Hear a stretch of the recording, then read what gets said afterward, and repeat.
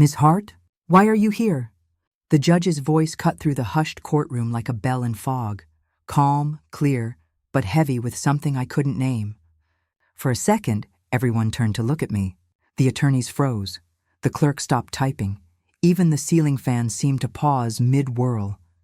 I stood just inside the doorway, clutching my purse like it might steady my shaking hands. My heels felt too loud on the polished wood floor as I walked toward the front row. "I'm here to observe." "Your Honor," I said quietly, almost a whisper. The judge adjusted his glasses and studied me, not unkindly, but with confusion, maybe recognition. He remembered me. I could see it in the small lift of his brow, the softening at the edge of his mouth. Years ago, I used to stand before him as a practicing attorney, confident, precise, unflinching.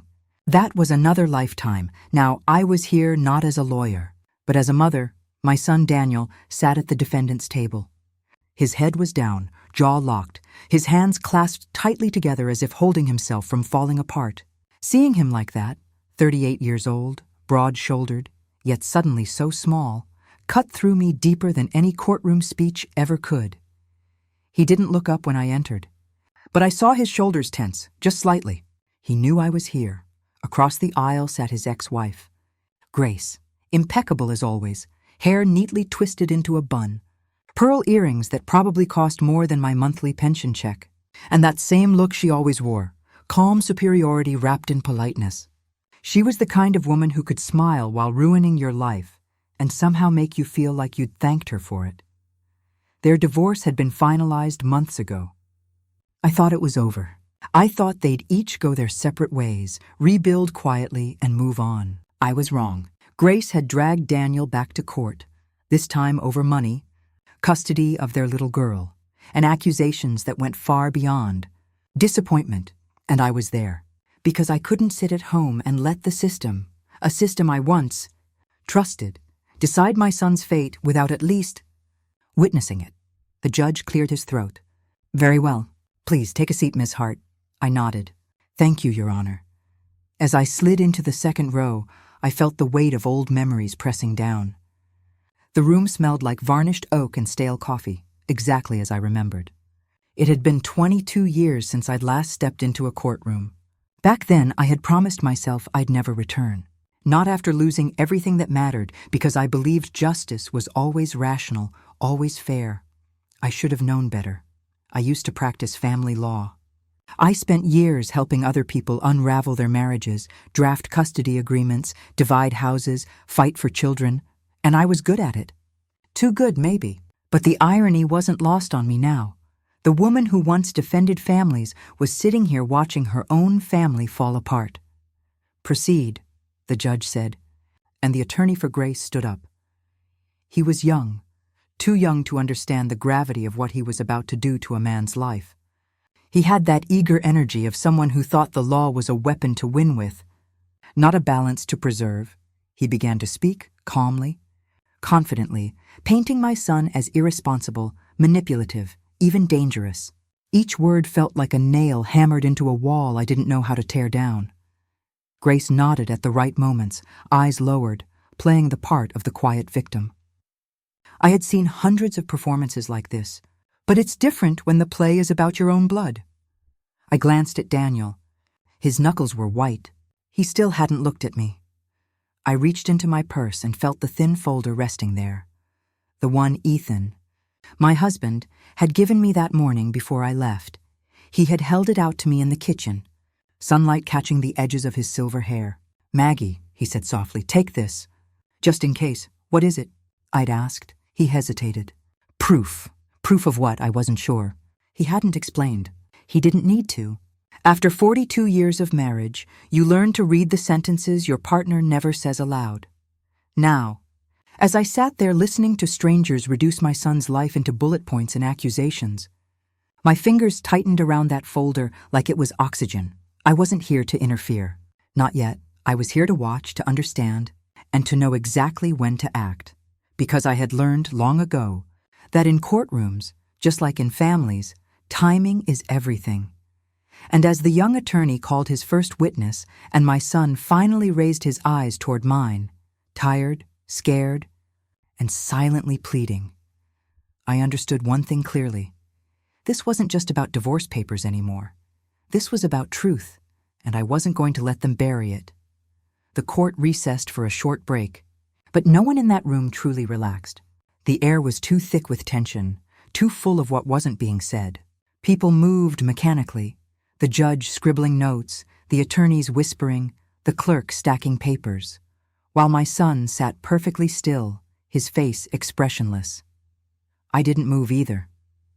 My hand stayed on that folder in my lap, its edges warm from my touch. I could still hear Ethan's voice that morning before I left. "Take this, Maggie." Just in case of what?" I'd asked. "You'll know when the time comes." He hadn't looked at me when he said it, just tightened his jaw the way he does when something weighs too heavy to say out loud. Now I was starting to understand. Grace's lawyer was sharp, but what he lacked in compassion, he made up for in theatrics. Every pause, every look toward the jury, every word dripping with practiced sympathy. He knew exactly how to manipulate emotion. He made my son sound like a man who'd gambled away his family's savings, who'd lost his temper in front of their daughter, who couldn't be trusted with responsibility. I had to force myself to breathe, inhale, exhale. This wasn't the time to stand up and defend him. Not yet. Instead, I listened, carefully. I watched. Because if I'd learned anything in my 20 years practicing law, it was this: the truth never has to shout. It waits. When the judge called for lunch recess, I stepped out into the hallway. The marble floor echoed under my shoes. Sunlight poured through tall windows, catching the dust in golden specks.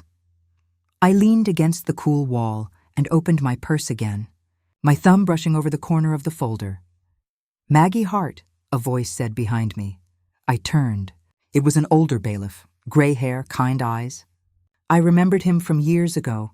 He'd worked with me back when I still practiced law. "Didn't expect to see you here again," he said, smiling faintly.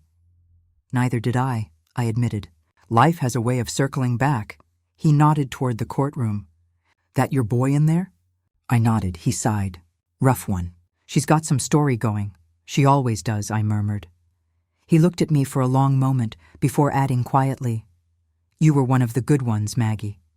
Don't let them forget that." I smiled, a small, grateful thing, and watched him walk away. His words lingered long after he was gone. Don't let them forget that. When I returned to the courtroom, Daniel was sitting alone at the defense table, head in his hands. For a moment, he looked like the boy I used to check on during thunderstorm nights. Scared, but pretending to be strong. I sat down behind him and whispered softly, "Danny." He turned, startled, his eyes bloodshot. "Mom, you shouldn't be here." "I'm exactly where I need to be." He looked away. "You don't understand. She's not the woman you think she is." "I know," I said gently. "But I need you to hold on a little longer. Can you do that?" He gave a small, broken laugh. "Mom, they're calling me a monster." "You really think a few words can fix that?" I leaned closer. "Not words, Danny. Truth." Before he could answer, Grace walked back in, perfect posture, soft perfume, her lawyer beside her. She glanced at me briefly, her polite smile never faltering. It was the same smile she gave me the day she married my son, standing in that white dress I'd paid for, promising she'd always take care of him. Promises are cheap. Truth isn't. The judge entered, and the session resumed. Grace's lawyer called the next witness, a neighbor. The man was in his 60s, a gentle-looking fellow with a sweater vest and nervous eyes. He testified that he'd often heard arguments from Daniel and Grace's house. Raised voices, crashing noises. When asked if he'd ever seen anything, he hesitated. "No, sir, but you could tell something was wrong." Of course, he hadn't seen anything. People rarely do, but assumptions are easier to sell than facts. When Daniel's attorney cross-examined, he asked if the witness ever saw Grace yelling. The man fumbled, uncertain. "Well, I mean maybe once or twice." Grace's lawyer interrupted, redirecting the narrative with a smooth tone. It was a performance, and the audience was buying it. I watched Daniel's knee bounce under the table, his fingers twitching. He was holding himself together by threads. Then, the moment came. Grace's lawyer produced a set of printed bank statements. He waved them lightly, the paper fluttering like the wings of a vulture. "Your Honor, these records show repeated withdrawals from the couple's joint account, over $75,000 in total, transferred without explanation." I saw Daniel's head drop. "Mr. Hart," the lawyer said, "do you deny making these withdrawals?" Daniel's voice was quiet. "No, I made them." Gasps rippled through the room. Grace bowed her head, pretending to wipe a tear. The lawyer continued, "And where did the money go, Mr. Hart?" Daniel didn't answer. The lawyer smirked. "Exactly. No records, no receipts. It's clear he—" I stood up. "Your Honor," I said, my voice steady but firm, "may I approach?" The entire room turned to me. The judge's eyebrows lifted slightly. "Ms. Hart, you're not counsel in this case." "No," I said. "I'm not. But I have something that may clarify those withdrawals." The judge hesitated. "You'll have to submit it properly." "I intend to." And for the first time since I walked into that courtroom, I opened the folder Ethan had given me. Inside were neatly arranged documents, copies of signed donation forms, letters, and one photograph. Daniel standing outside a shelter, arm around a group of volunteers, his face tired but genuine. I swallowed hard. Ethan's voice echoed in my mind. Proof.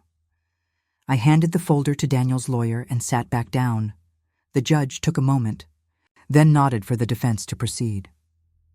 Daniel's lawyer looked through the papers, eyes widening slightly. Then, with calm precision, he addressed the court. "Your Honor," he said, "these withdrawals were not for personal gain. They were charitable contributions, donations to rebuild a local shelter destroyed in last year's fire." Silence filled the room.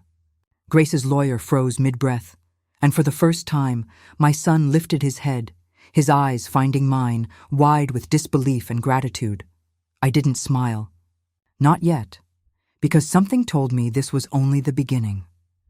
The silence that followed was unlike any I'd heard before, not the kind that came from peace, but the kind that comes when a room full of people suddenly realizes they've been looking at a story upside down. Grace's lawyer blinked rapidly, flipping through the documents like maybe one of them would dissolve into thin air if he turned fast enough. The judge leaned forward, his expression shifting from mild irritation to interest. "Mr. Whitman," the judge said to Grace's attorney, "do you wish to respond?" Whitman cleared his throat, searching for footing. "Your Honor, these documents, they could be fabricated. We'll need to verify their authenticity." The judge nodded slowly. "And we will.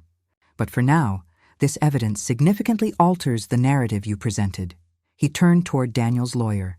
"Mr. Reeves, continue." Reeves straightened his tie and stepped forward. "Your Honor, these records include tax receipts, dated and stamped by the state. My client did not hide money. He donated it. Every cent went to rebuilding Hope Haven Shelter, which burned down last spring." I could hear murmurs ripple through the courtroom. Hope Haven. Everyone in town remembered the fire. It had been on the news for weeks. I caught Grace's expression, that controlled composure starting to crack, her lips tightening, eyes darting briefly toward Daniel. She wasn't expecting this. Daniel, though. He looked like a man breathing for the first time in months. His shoulders dropped, his jaw unclenched. But the relief was short-lived, because I knew Grace well enough to know she wasn't finished. When the recess was called again, Grace rose gracefully from her chair and walked straight toward me. Not toward Daniel, not toward the judge, toward me. "Mrs. Hart," she said, her voice polite, almost sweet. "I didn't realize you were still keeping tabs on our finances." I looked up at her. "I didn't. Your father-in-law did. He believes in record-keeping." Her lips twitched, just for a second. "Well," she said, lowering her voice, "it's adorable that you think this will save him. But you don't know everything." I leaned back slightly. "Then enlighten me," she smiled faintly. "You'll see." Then she turned, her heels clicking against the marble floor, her perfume trailing behind her like something artificial trying too hard to be pleasant. Ethan used to say Grace was like a storm you don't see coming until it's already overhead. I was starting to feel the first drops. When court resumed, Grace took the stand. I watched her smooth her skirt, tuck a strand of hair behind her ear, and give that delicate sigh that made people think she was fragile, when really, she was calculating, her lawyer began, voice soft and reassuring. Grace, can you tell the court what your marriage was like in its final months? She nodded gently, eyes glistening. It was tense. Daniel became distant, angry. I was scared of him. A murmur stirred again in the courtroom. The performance was seamless. Every pause timed perfectly, every tear well placed. Her lawyer asked, "Did he ever threaten you?" She hesitated, looking down, then nodded slowly. Once, after an argument about the money. I closed my eyes. Lies, all of it. I'd been in their house. I'd seen the bruises she claimed were from him. Circular marks that didn't match his grip, but did match the edge of the door she'd slammed when she was the one throwing things. I'd kept my mouth shut then, because my son had begged me to. "Mom," he'd said, "it'll make things worse." He was right. It would have. But watching her now, I realized silence had been its own kind of crime. When Daniel's lawyer stood to cross-examine, the tone in the room shifted. "Mrs. Hart," Reeves said carefully, "you've described your husband as angry and unpredictable. Yet, according to your phone records, you contacted him multiple times after moving out. Why?" Grace blinked. "I wanted to talk about our daughter." "Understandable," Reeves replied. "But these texts," he lifted printed messages, "don't seem related to your daughter. They appear to be about investments. You asked if he'd receive funds from your joint account. You even used the phrase, 'transfer it before they find out.' Can you explain that?" The color drained from her face. "I don't recall sending that," she said quietly. Reeves nodded. "Of course, it's easy to forget things when one sends 47 messages over 3 days." The courtroom stirred again. Grace's attorney objected, but the judge overruled. Then Reeves added, "One more question. Mrs. Hart, the documents provided by the defense include your signature authorizing several of those same withdrawals you accused your husband of hiding. Would you like to see them?" Grace's voice faltered. "That's impossible. I never—" But the judge was already leaning forward, scanning the papers. "Mrs. Hart, this appears to be your handwriting." I watched her crumble, not dramatically, but subtly. Like a mask slipping, piece by piece. She whispered, "He told me they'd be gone before anyone noticed." The courtroom fell silent again. Reeves paused, pen midair. "Who told you that, Mrs. Hart?" Grace's hands trembled slightly. "It doesn't matter." "Oh, it matters," Reeves said quietly. And right then, I knew there was someone else in this mess, someone behind Grace, someone who'd pushed her to do this. As the court adjourned for the day, Daniel came to me, his voice barely above a whisper. "Mom," he said, "you didn't have to do that. You could have stayed home," I smiled softly. "And miss my son fighting for his life?" "Not a chance." He tried to smile, but it faltered. "I thought you'd hate me for keeping all this from you." I shook my head. "You're my son, Danny. You could lose everything, but you'll never lose that." He looked down, swallowed hard. "You think Dad knows?" I placed a hand on his arm. "Your father knows everything before anyone says a word." And I meant it, because Ethan had seen things none of us had. He'd warned me before this all began, and that morning, when he gave me that folder, I realized he hadn't just been protecting Daniel. He'd been protecting the truth. That night, back at home, I sat at the kitchen table with a cup of cold tea, replaying every moment of the day. I opened the folder again, and at the very back, something I hadn't noticed before caught my eye, an envelope tucked behind the documents. My name written in Ethan's handwriting. I slid it open. Inside was a single sheet of paper. "Maggie, if you're reading this, it means you opened the folder. Good. What's coming isn't just about Daniel. Grace wasn't acting alone. Follow the bank trail. You'll find the truth in her brother's name." My stomach tightened. Her brother, suddenly. All of it started to make sense. The transfers, the secrecy, the way she played the victim. Tomorrow's hearing would change everything. And for the first time in years, I felt that old fire again, the one that made me a damn good lawyer. The next morning felt heavier than any before. The sky hung low over the courthouse, gray and restless, like even the weather knew there was unfinished business waiting to surface. I arrived early, earlier than anyone else. The clerk wasn't even at his desk yet. I sat in the front row, clutching Ethan's note in my coat pocket, replaying his words over and over. Grace wasn't acting alone. Follow the bank trail. You'll find the truth in her brother's name. Grace's brother. Matthew had always been the quiet one, polite, distant, always in the background at family events. He worked in finance, or so he claimed, though no one ever seemed to know what exactly he did.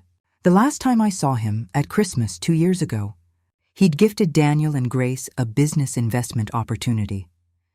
I remembered the smug smile on his face, the same kind of confidence only people with something to hide wear. I should have paid more attention back then. When the judge entered and proceedings resumed, Grace looked different. The polished perfection was gone. Her hair wasn't as carefully pinned. Her smile didn't reach her eyes. She looked like someone trying to hold on to control with shaking hands. Daniel sat straighter this time. I could tell he was still nervous, but there was something steadier in his eyes now, a quiet strength that had been missing for months.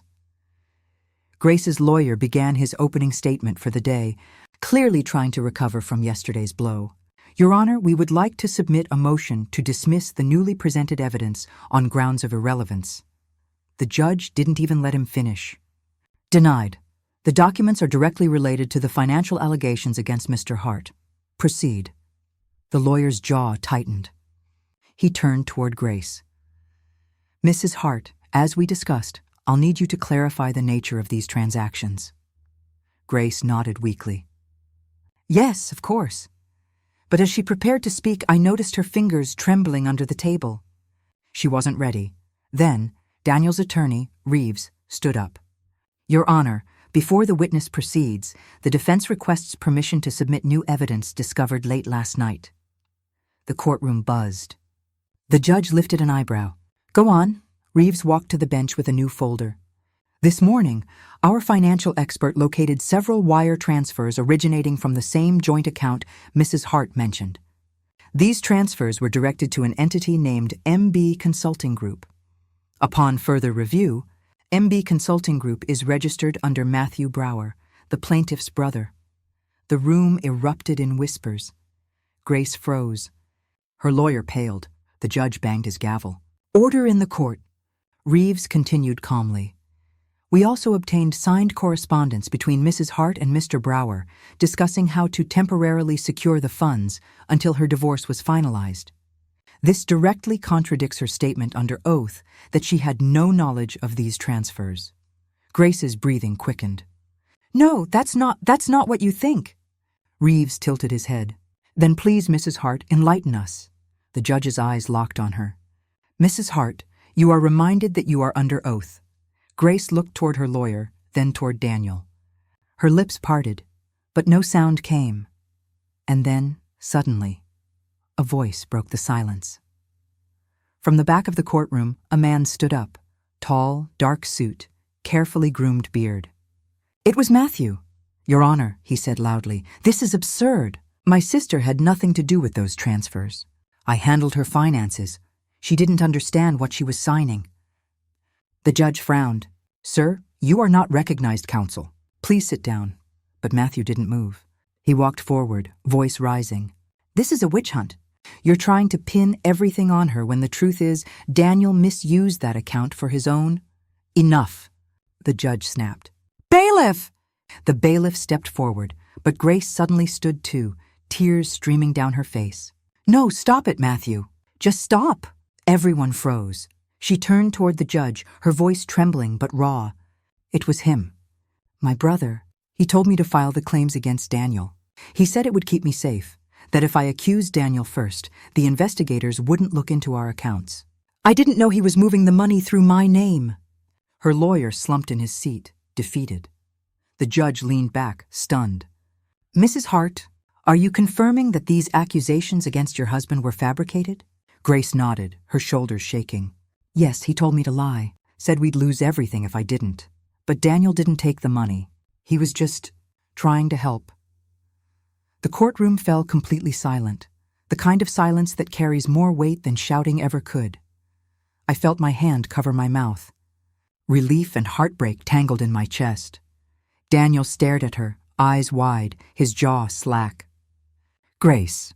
She turned to him, crying quietly. "I'm sorry. I thought I was protecting us." He looked at her for a long time. Too long. Then he simply said, "You destroyed me." The words weren't angry. They were just final. The judge cleared his throat. "Given this revelation, this court will recess until further notice. An immediate inquiry will be opened into Mr. Brower's financial activities.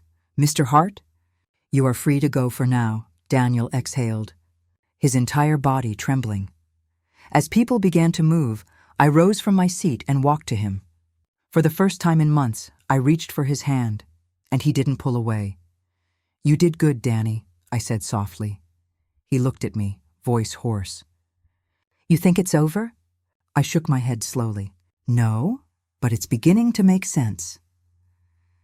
Outside, as we stepped into the crisp afternoon air, Daniel stopped on the courthouse steps and turned to me. "Mom, how did you know? About the documents about her brother?" I smiled faintly. "Your father. He left me a note," Daniel blinked. "Dad? But he saw things I didn't," I said. "He warned me before he died that something didn't add up. He didn't trust her. Turns out he was right." Daniel looked away, eyes glistening. He always was. We stood there for a while, the city noise humming around us, people rushing past, ordinary lives continuing while ours had just shifted forever. Finally, I said quietly, "You know, I've been sitting in that courtroom for 2 days thinking justice was about proving someone wrong. But maybe it's about proving who we still are after everything falls apart." Daniel nodded slowly. "You sound like Dad," I smiled. He rubbed off on me. Later that evening, when we got home, the phone rang. Daniel answered, listened for a moment, then turned to me, pale. "It's Grace," he said. "She wants to talk. She said there's more." I felt my stomach sink. "More?" He nodded. "She said it's about Dad." I froze. "Your father?" She said he wasn't just keeping records. He was part of the reason Matthew came after me. The words hit like a cold wave. I looked at him, heart pounding. "What do you mean?"